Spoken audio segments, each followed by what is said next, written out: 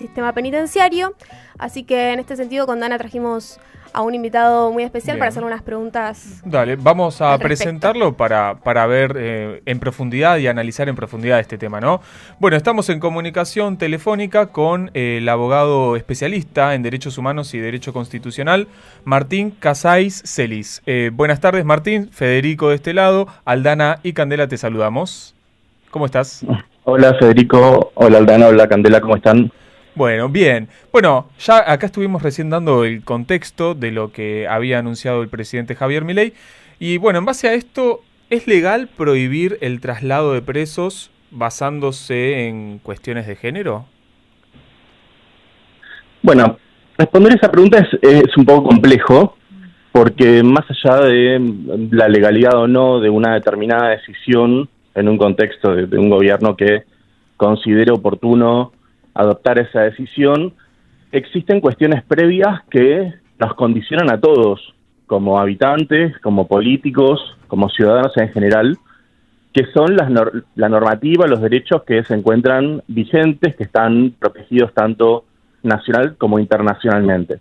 Entonces, en principio, la respuesta que debería dar es que no, porque existe una serie de normativa que precisamente regula esta cuestión tan importante y tan delicada como es la de la identidad de género. Entonces, siempre, por supuesto, para ser responsable hay que expedirse sobre los proyectos concretos, donde uno pueda leer, observar en qué términos se reglamenta un determinado derecho y ahí entonces seriamente poder opinar. Pero en principio, cuando uno habla de prohibición, parecería que es absoluta, no se puede hacer más, y esa es por lo menos la sensación que quedó, o que todos en general nos quedó, después de ese discurso. Claro. Hola, ¿cómo estás? Martín, acá te saludo yo, Cande. Quería consultarte qué desafíos enfrentan las instituciones penitenciarias para garantizar no solamente la seguridad con los derechos de las personas, sino también el tema de las personas transgénero que están en prisión. Mira, hay una cuestión importante que es a veces recaer sobre los números, analizar los números concretos de lo que estamos hablando. Porque muchas veces escuchamos en los medios de comunicación y escuchamos también a los políticos hablar de determinadas decisiones por el impacto que tienen o por las consecuencias que generan. Entonces, frente a eso, creo que a los oyentes les vendría bien también escuchar cuáles son los números concretos, por ejemplo, de los presos que tenemos en nuestro país, conforme lo que está publicado hoy en el sitio oficial de nuestro país.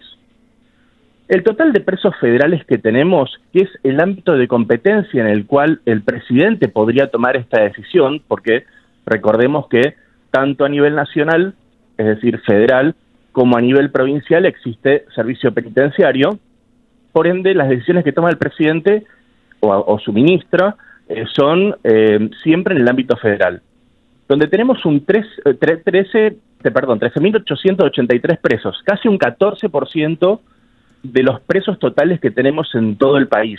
Presos provinciales tenemos 86.000.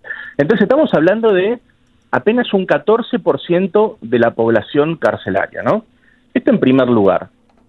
Por otro lado tenemos dentro del Servicio Penitenciario Federal diversos establecimientos, pero si por ejemplo tomamos uno de los más importantes, que es el de Ezeiza, nosotros podemos advertir que ahí solamente hemos tenido casos muy puntuales y no es una problemática que uno diga, bueno, ahora de repente todo el mundo quiere, lo digo entre comillas, cambiarse de sexo para tener algún beneficio, porque también hay que ser cuidadoso con esto, ¿no? Las palabras que se utilizan a veces realmente generan violencia en quienes tienen que atravesar por estas situaciones.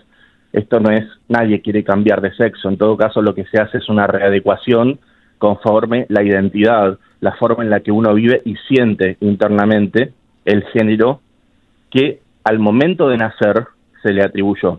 Entonces, ¿por qué digo esto? Porque al año 2017, según información oficial del Ministerio Público Fiscal, se los digo, había 128 personas transgénero en todo el país, un 0,92% de la población. 4 años después, en el 2021, 174, o sea, un 1,25%. Entonces, ¿qué quiero decir con esto? A veces tenemos que tener cuidado que lo ideológico o las posturas que tenemos respecto de determinados temas hagan que algo menor lo transformemos en una problemática generalizada.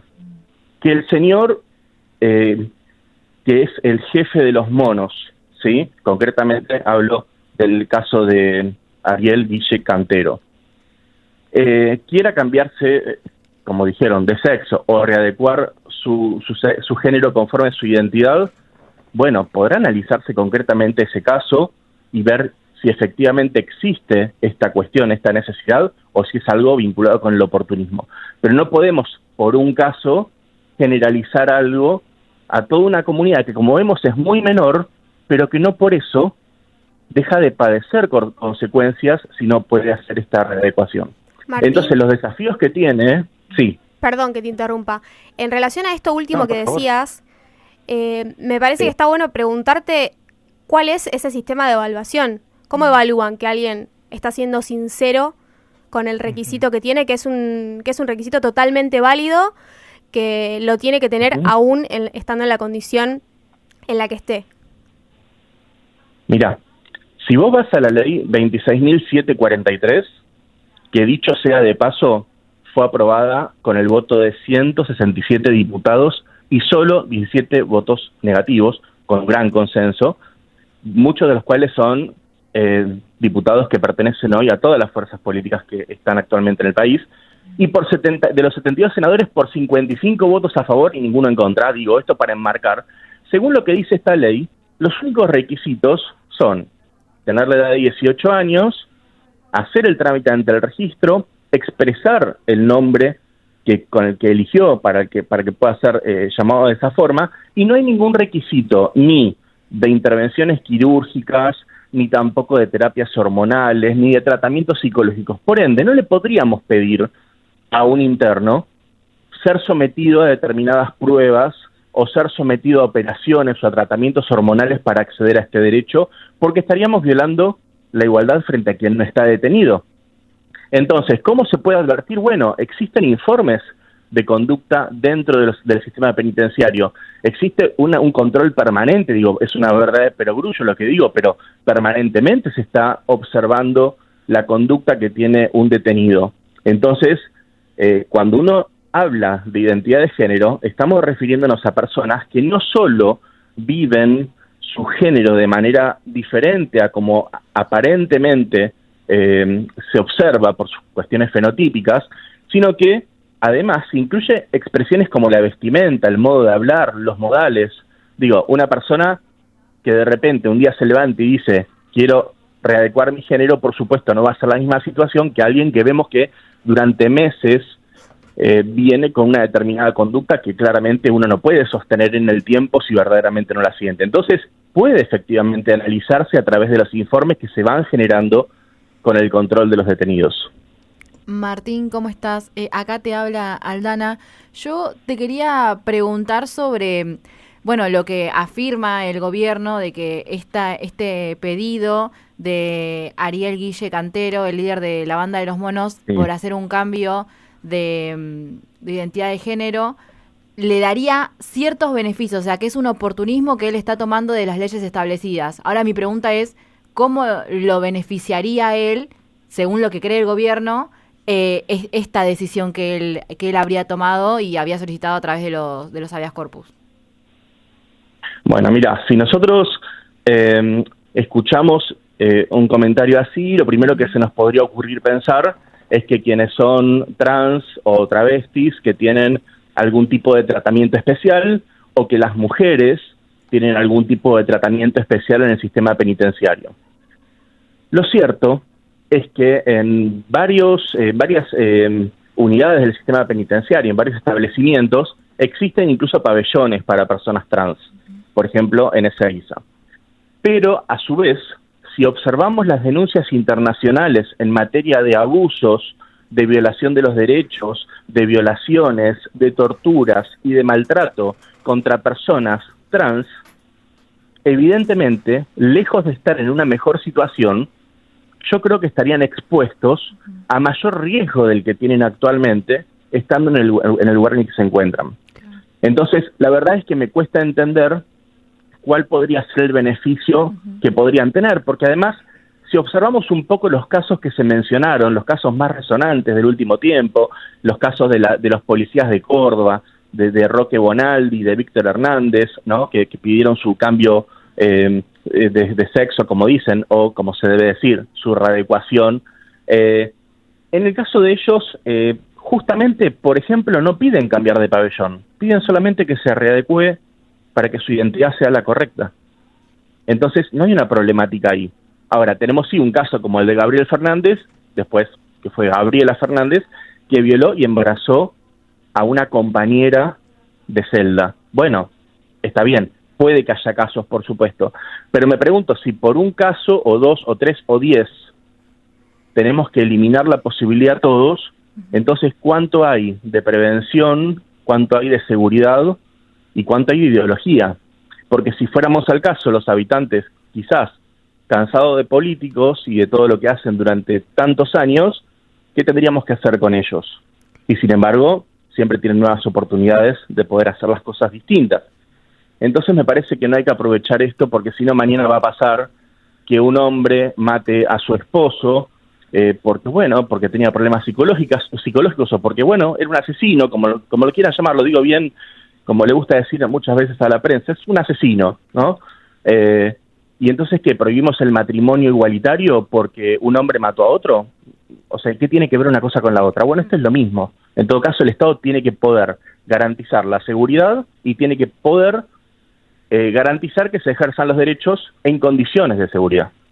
Bueno, Martín, ya para ir finalizando, una de las últimas preguntas que quería hacerte es con respecto a esto que mencionabas del discurso político, ¿qué impacto justamente político o social pueden tener este tipo de declaraciones de una figura tan importante como nuestro presidente o nuestra ministra de Seguridad en la percepción del sistema judicial y carcelario? Y ya por último, si desde tu perspectiva, ¿qué reformas serían necesarias en el sistema para evitar también este tipo de dilemas que pareciera que son discusiones ya dadas, pero que reflotan?